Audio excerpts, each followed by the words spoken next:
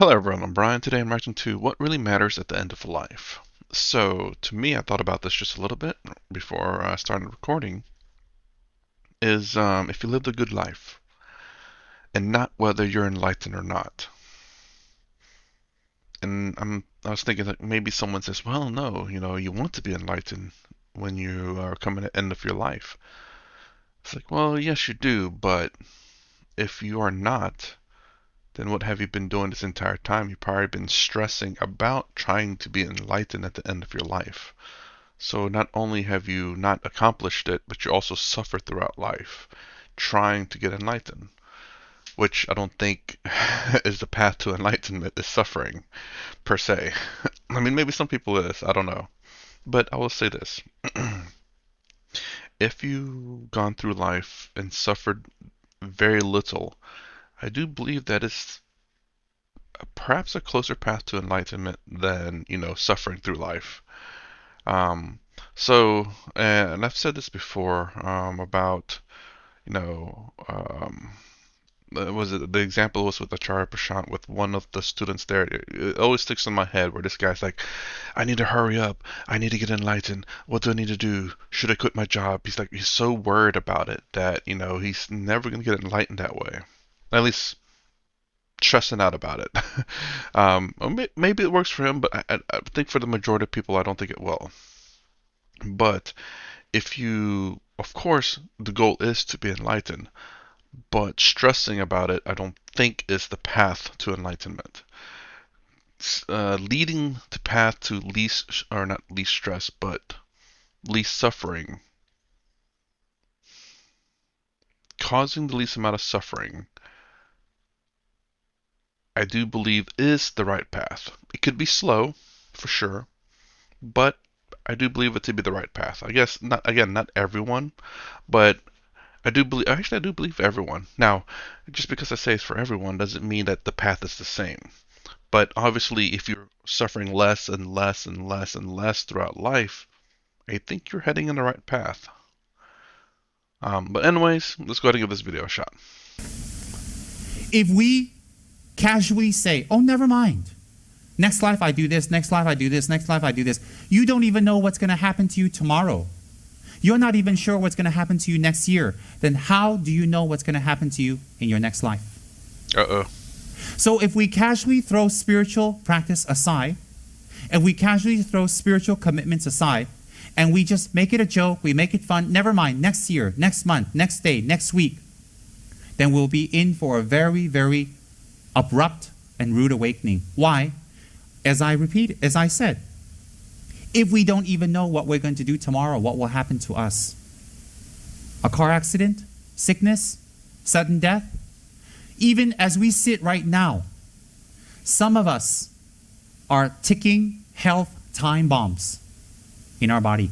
Ticking away. Ticking means what? It's an insinuation that it will come to an end. Our bodies will come to an end. Even this very moment we're sitting here, we are ticking, walking health time bombs that any moment from stress, from karma, from accident, from the disease arising, or one of the four elements going off, that something will come out that will disturb our life or create death. Any moment. Any moment. This last year, almost every 2 to 3 months, one of my friends or one of their friends died. Every 2 to 3 months, there was a funeral this past year. Past year doesn't mean the calendar 2006 to 2007. I'm talking about the last 12 months. There's been a death.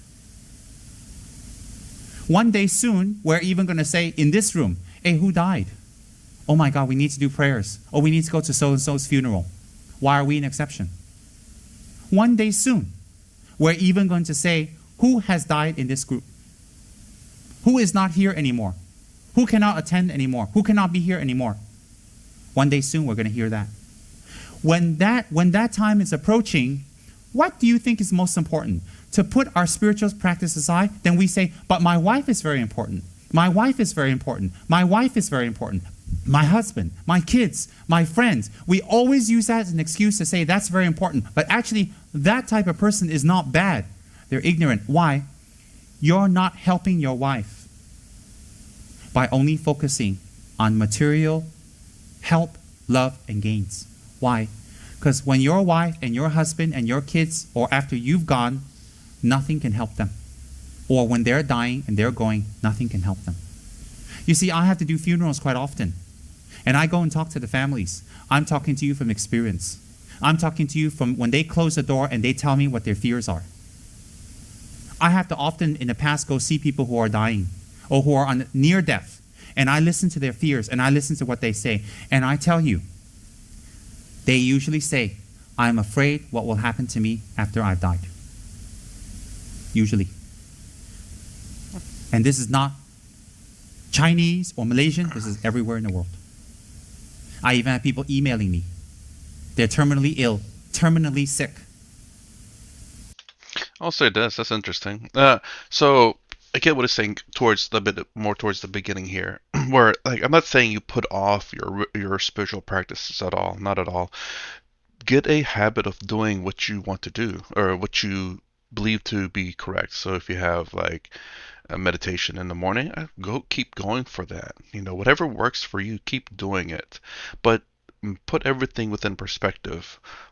So, for example, obviously you have to go to work, you have to take care of your family, but try to understand by making time for everything. When you have a schedule, it's really weird to say put everything in little boxes, but when everything's in nice little stacks, it becomes very manageable where you're not stressing about it. And if something comes up, for example, an emergency comes up and you miss a meditation or whatever it is that you're doing spiritually, I wouldn't stress about it. It's not like when you miss one, all of a sudden everything's out of whack. I don't believe that. But because you've taken care of something important in your life, don't get me wrong, your spiritual practice can be very important. But um, depending on whatever the other thing is, you can always make up. I want to say make up for it, but there's always the next day. He almost sounding like he says you don't keep putting it off, but do understand there's certain priorities in life. You don't want to like, oh, my friend is dying. Let me meditate first. No, you can come back and like Swami Sarvapriyananda, Sadhguru. They talked about how whenever you have an illness, you have to go to a doctor. You have to go get that taken care of. And that, heck, whenever you're in the waiting room or when you go help your friend out or whatever may be the case, you maybe could be doing your mantras or your spiritual practices there. It's not like you have to be in your room. I mean, maybe you do, but you could try outside. And the reason why I say in your room, generally speaking, I know Swami Sarvapriyananda says to dedicate an area in your room so that that can be the focus of the purpose of that area to be spiritual practices. But it'd be good if you can, of course, do that almost anywhere. But I'm sure starting out, it would have to be kind of a very special place because it's very difficult to get into, I'm pretty sure. So, anyways, I was getting somewhere with that, but I sidetracked myself a lot. But anyways, figure out what's important in life.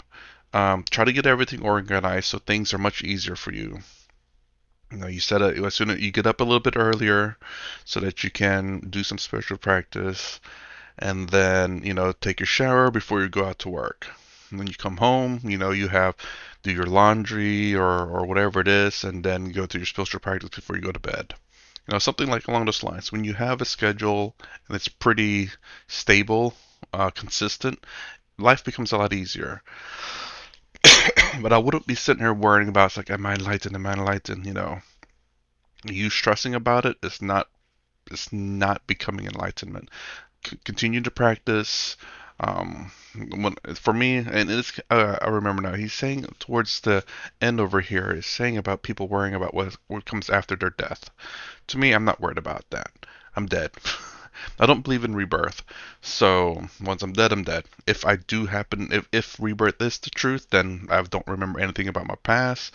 And in my future life, then I'm gonna have to figure out. Then I'm not gonna worry about it.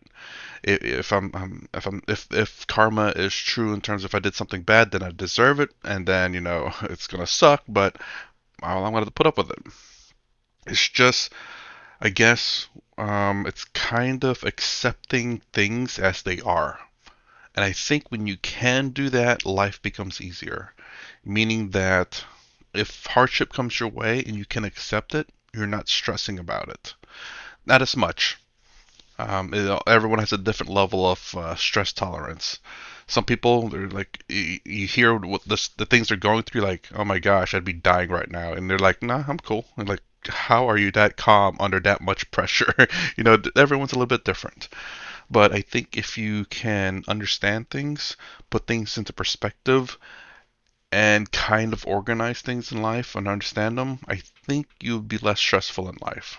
Again, to me, again, the sheer fact of not believing in rebirth, and that the fact that once I'm dead, I don't know what happens to my body. I'm not going to care. I'm dead anyway, so I'm not going to be stressing about that.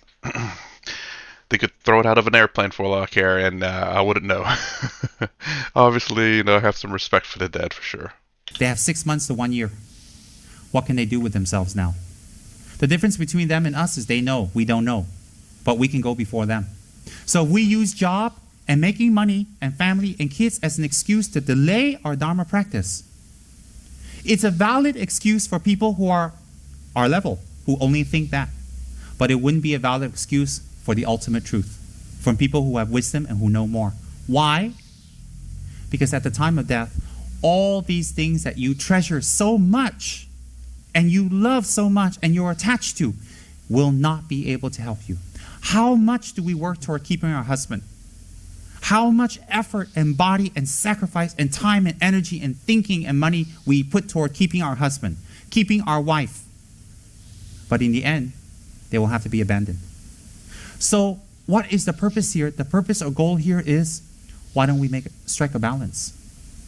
Why don't we strike a balance? If we really love our wife, if we really love our kids, if we really love the people that we claim we love, we have to help them beyond this life. And the only way to help them beyond this life is if we have some attainments and we can dedicate our practice and merits back to them. If we can dedicate our merits back to them, or we have practice that can teach them a better method, it will help them. If we do spiritual practice, do you know how much that will influence our wives, our husbands, our friends, our kids? Our kids are watching us. Our kids are growing up. How do you know that? Think when you were younger. All the things you observed that your parents did. Good and, inverted commas, bad. And when you grow older, you're able to think. You respect them, but you also know that they're humans when they grow up. But when you were kids, they were devas or titans to you. Everything they do is without mistake. But when you grow up, you can see reality. My point is what? Is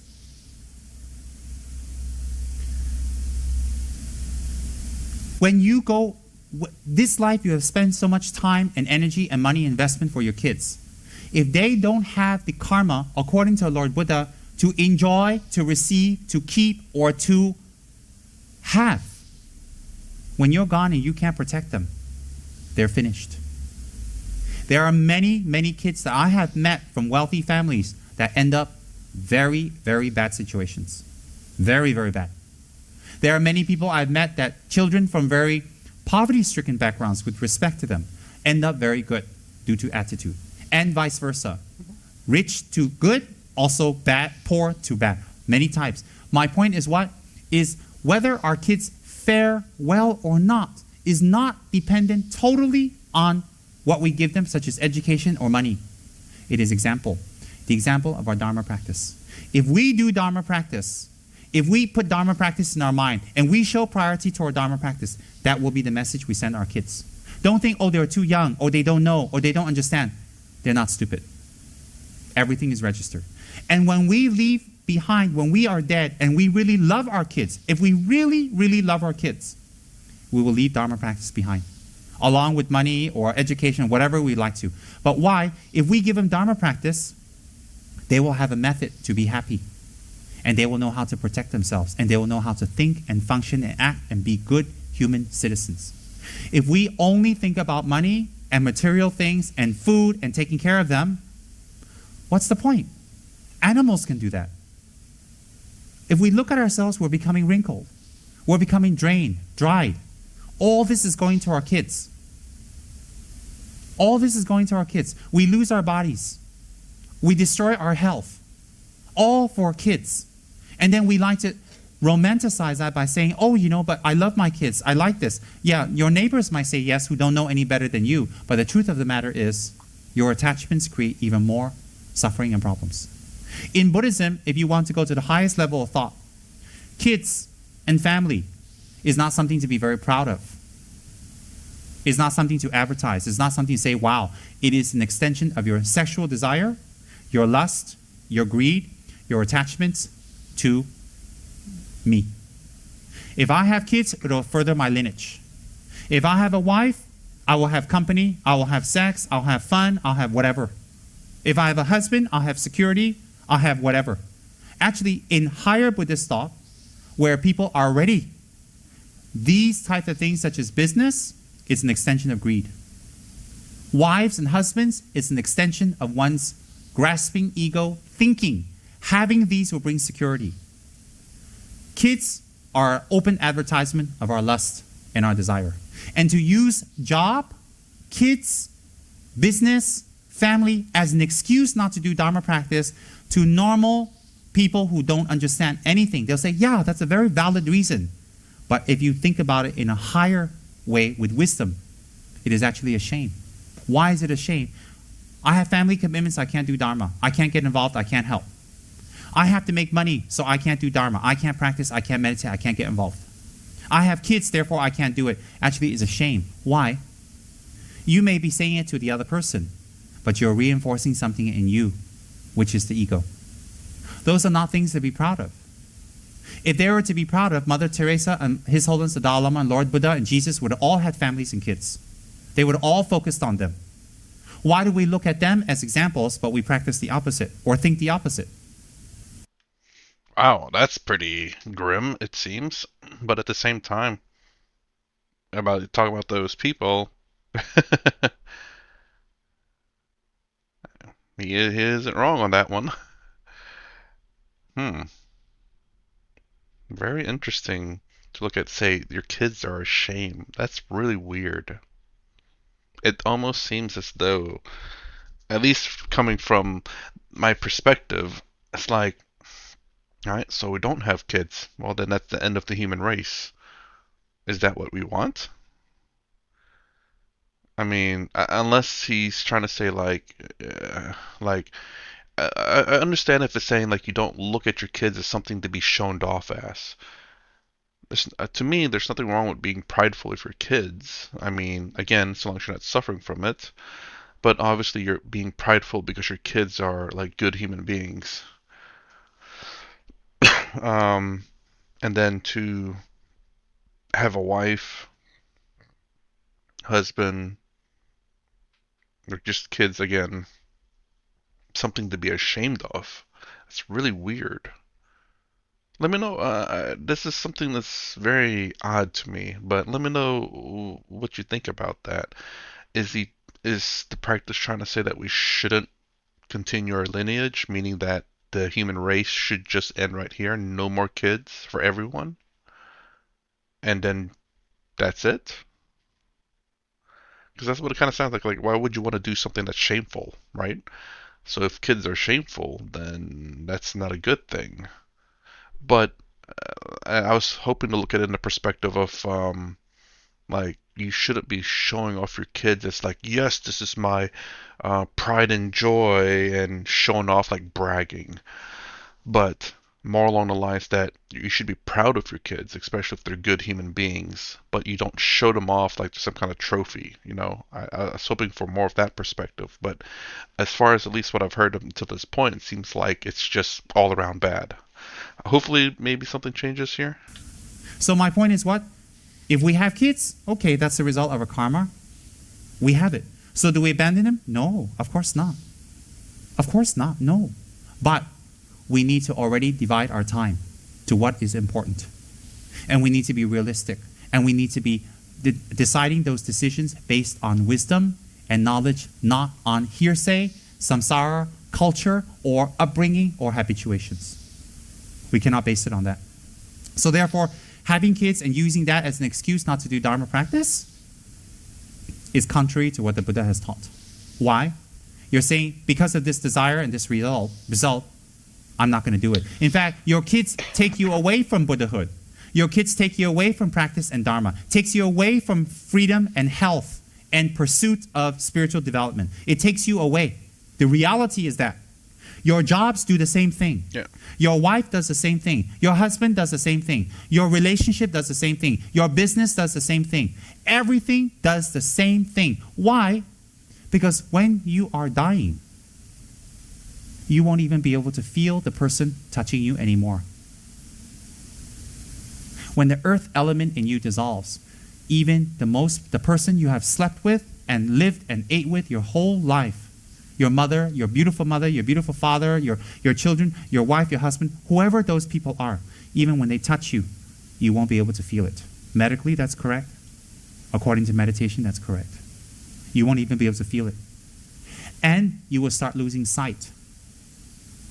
When the wind element goes, you will start losing your hearing. Even when they talk to you, you won't be able to hear.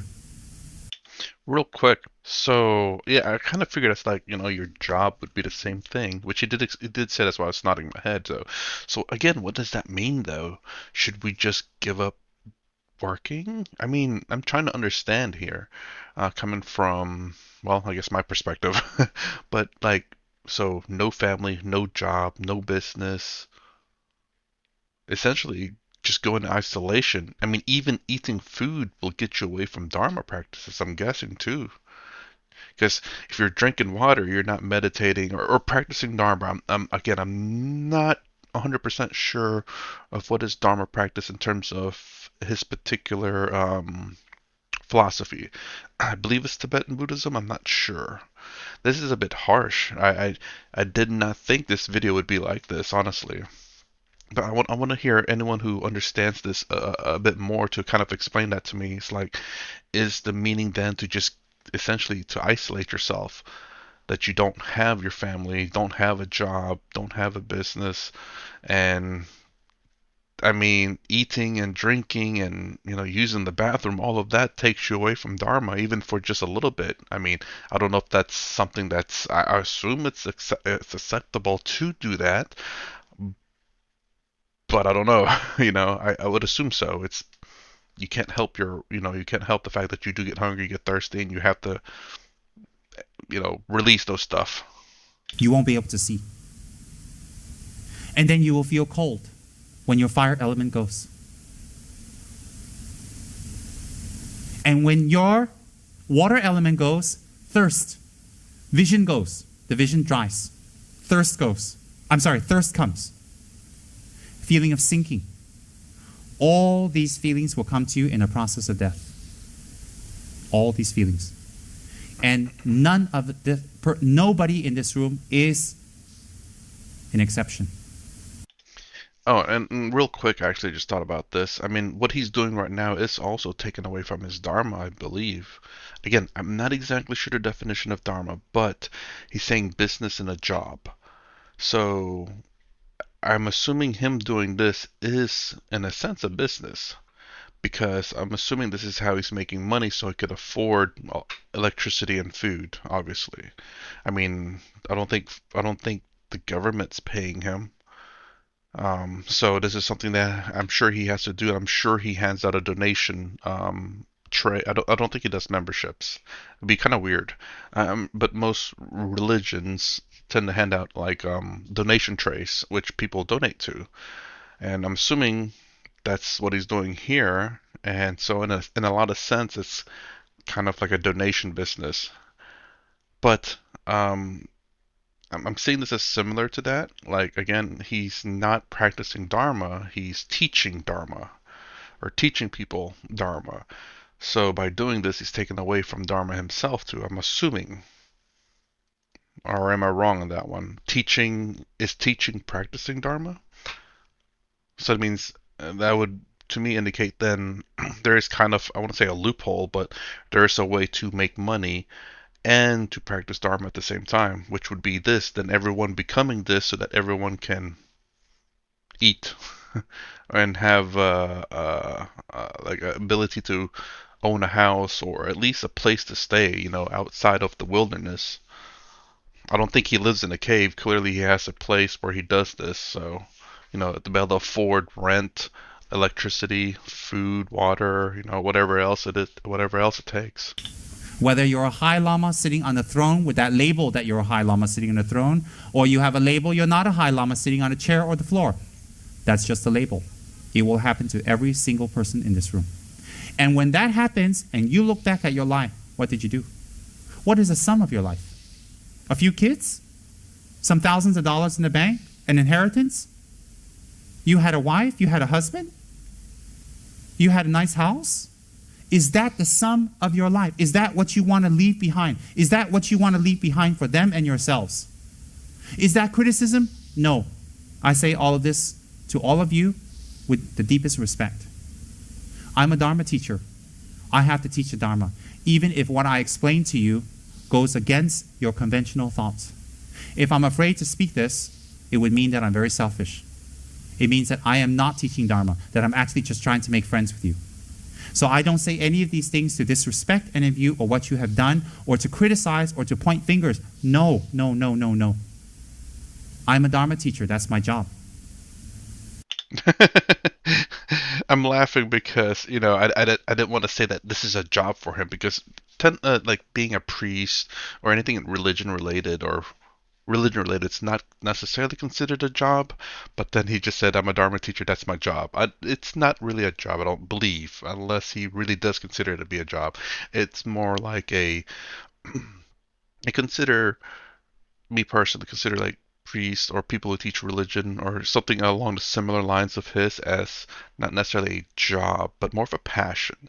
People who genuinely believe in what they do and they don't force people to give them money.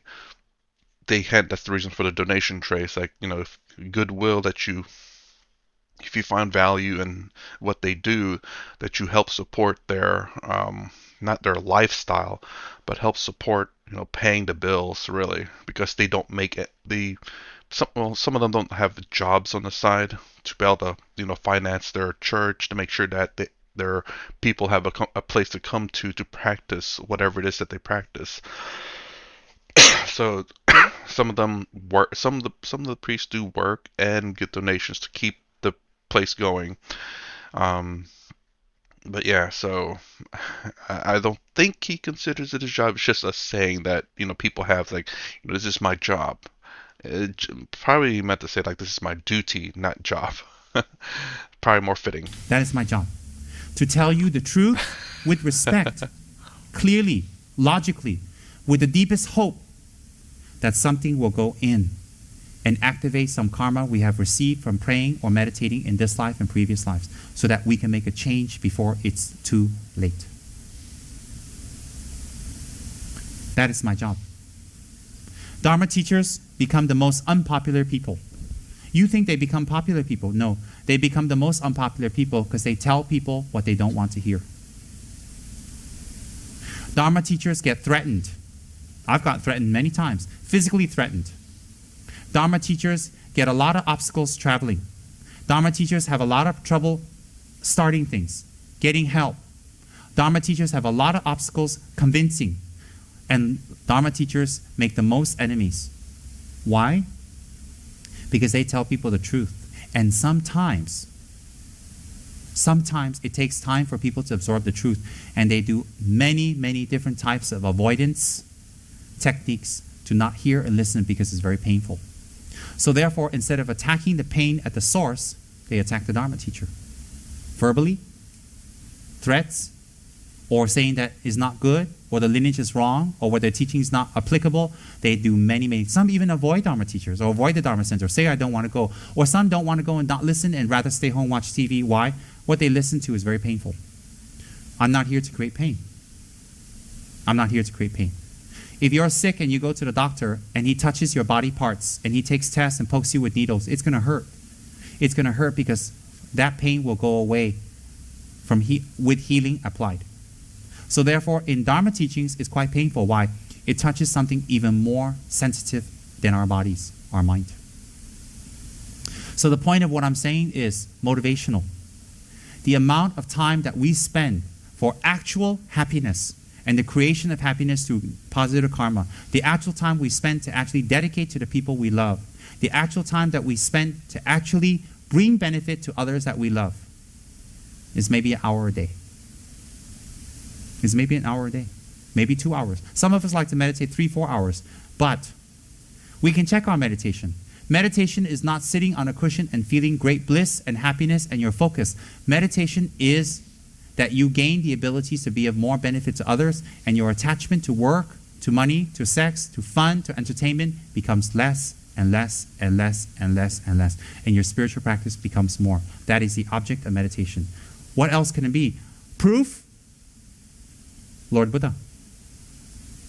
As he meditated more and more, what level did he reach? Did he have more wives? Did he give up the Bodhi tree and go back to his wife? Proof is Lord Buddha. The aim of meditation. That is the real aim. So what happens is this is, even some people, when you even talk to them about meditation, they have resistance. Why? It's very scary for them to focus within. They're very used to looking for distractions outside. Okay. Real quick. Will not be able to help you. How much do we work toward keeping our husband? How much effort and body and sacrifice and time and energy and thinking and money we put toward keeping our husband, keeping our wife. But in the end, they will have to be abandoned. If we really love our wife, if we can dedicate our merits back to them, or we have practiced that kids they were have many types. My point is what? Is whether our kids fare well, they're not stupid. From a practice, they will have a method to be happy. If we look at ourselves, we're becoming wrinkled.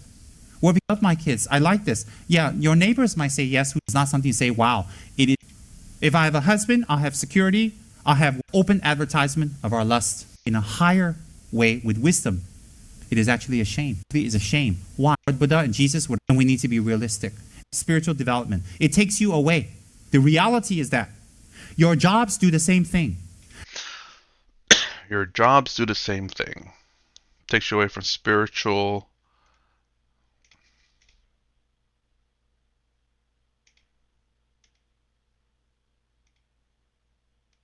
So that we can make a change before it's too late.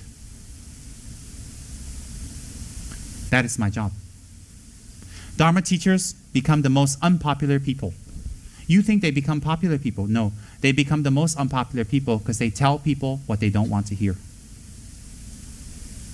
Dharma teachers get threatened logically with the deepest hope that something will go in and activate some karma we have received from praying or meditating in this life and previous lives, so that we can make a change before it's too late. That is my job.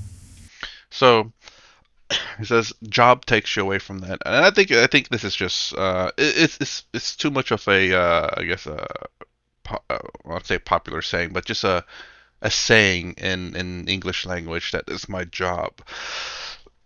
And I think the better word here is probably this is my duty, because a duty is not necessarily a job, and I think this is what he probably meant to say.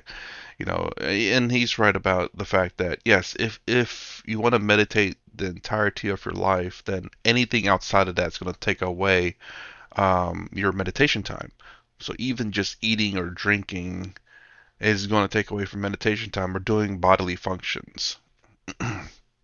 Again, but and I and him doing this is taken away from that. So this is the question for people who perhaps understand this a lot better than I do. Is that so? Is him teaching Dharma taken away from Dharma?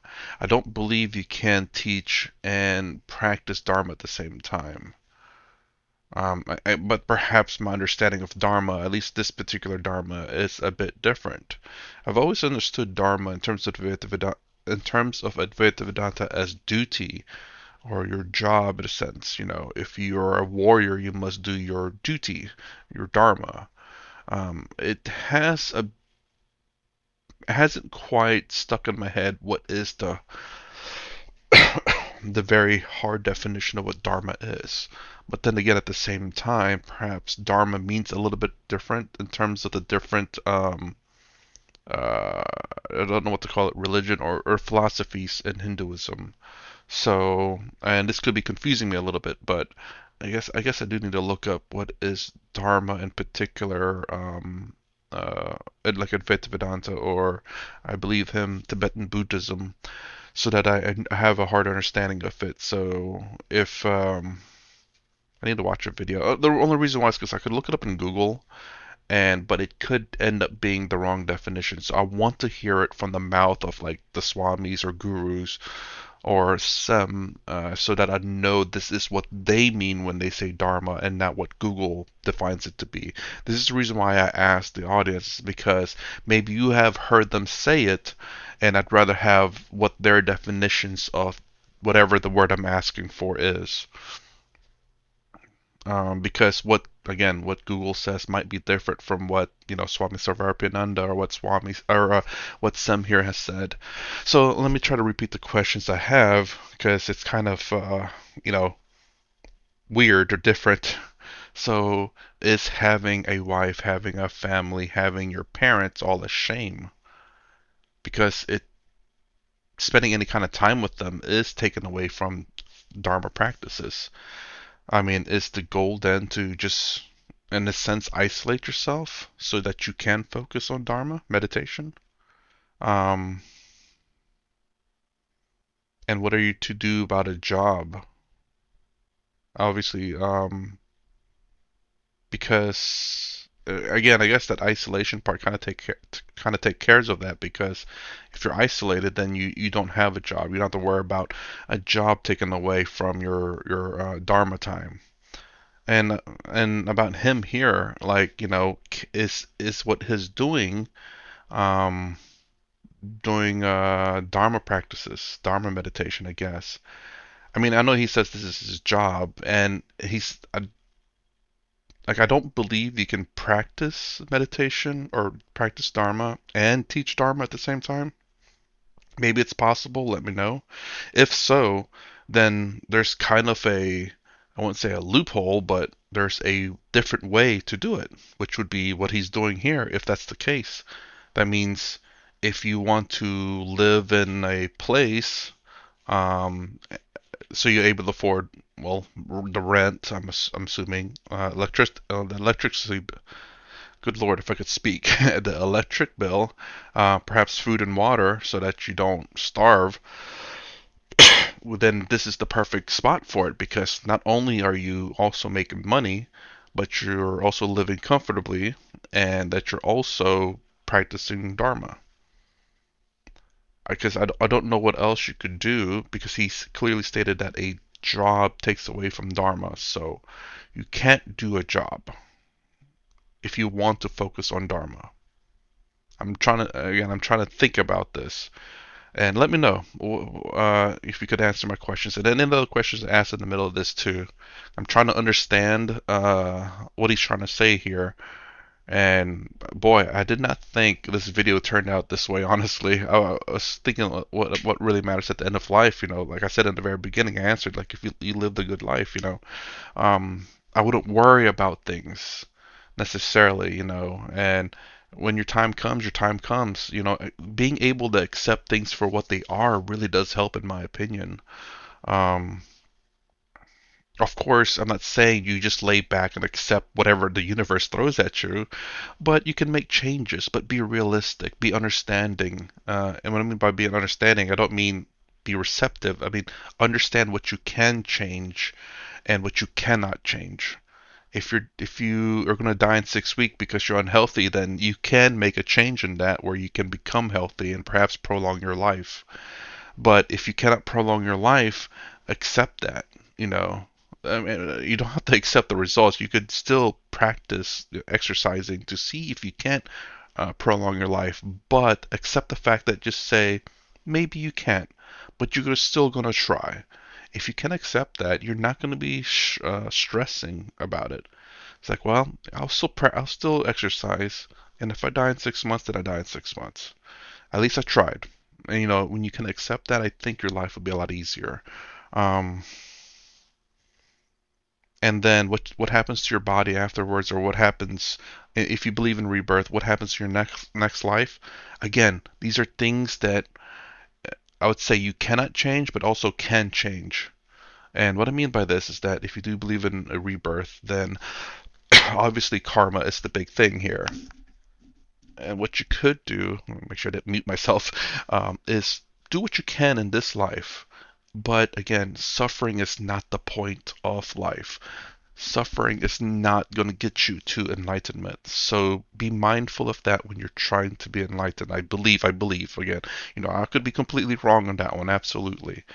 If the whole point is suffering to become enlightened, then my gosh, have I got it wrong all this time? But it could be a particular type of suffering. I don't know. To me, in my opinion, not suffering is to be enlightened, because enlightened beings, I don't believe, suffer. So if you're going towards the not suffering part, I think you're in the right direction. But again, I'm just some random dude on the internet. Um, for me, if there's rebirth, well then, I'll accept whatever happens. I can only do so much. I mean, maybe meditation might make my life better, but I'm not going to stress about it. Uh, it's really weird to say that's like as if I don't care, but it's more along the lines I've accepted the situation. So I'm not going to sit there and try to make my life worse. I'm not going to sit there and try to make my next life worse, but I'm going to live my life as I see that. I don't want to say necessarily that benefits me, but in a sense that benefits me. Like I am happy and not suffering. But of course, I'm not going to cause suffering in life. I'm not going to try to cause suffering in life. I can't help what happens if I do something, but I try not to do bad things. Alright, anyways, I think I've gone on long enough. My gosh, this has turned into a very long video for a 16-minute video. I have said a lot, I guess, in this video. So that's my reaction to what really matters at the end of life. If you like my content, please consider subscribing, thumbs up the sound down below. Thanks for watching. I will see you in the next vid.